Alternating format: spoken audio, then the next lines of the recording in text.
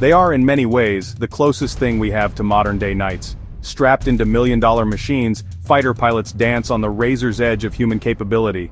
Theirs is a world of supersonic speeds, dizzying maneuvers, and the constant specter of danger. But it's not just the enemy that poses a threat.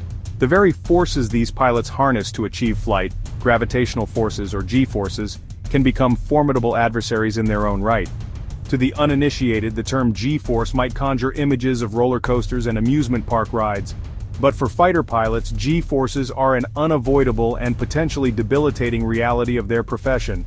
They are a constant presence, felt most acutely during high-speed turns, dives, and climbs. Understanding how G-forces impact the human body and how pilots train to withstand their effects is to appreciate the extraordinary resilience of these aerial warriors. Imagine yourself in the cockpit of a fighter jet, soaring effortlessly through the sky. In level flight, you experience a comfortable 1G, the same force of gravity you feel while standing on the ground. But this tranquility can be shattered in an instant. As you bank into a turn, the G-forces begin to climb. A 4G turn, relatively routine in the world of fighter aviation, means your body is subjected to 4 times the force of gravity. Now picture yourself engaged in a high-stakes dogfight, the enemy aircraft in your sights. The maneuvers become more extreme, the G-forces more intense. You pull back hard on the stick, initiating a 9G turn that sends the blood rushing from your head to your feet. Your vision narrows, the world around you fading to a tunnel of gray.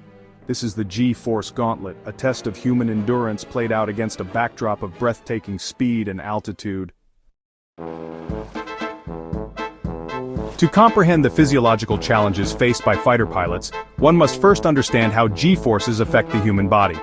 Imagine your circulatory system as a network of highways, with your heart acting as the central pump.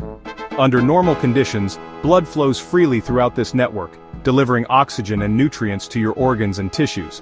But as G-forces increase, this delicate equilibrium is disrupted. Blood, a heavy fluid, is pulled downwards, away from the brain and towards the lower extremities.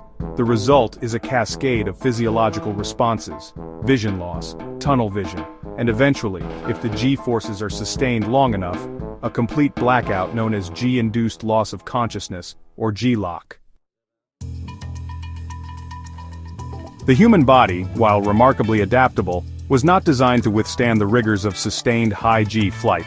That's where technology, training, and a healthy dose of grit come into play.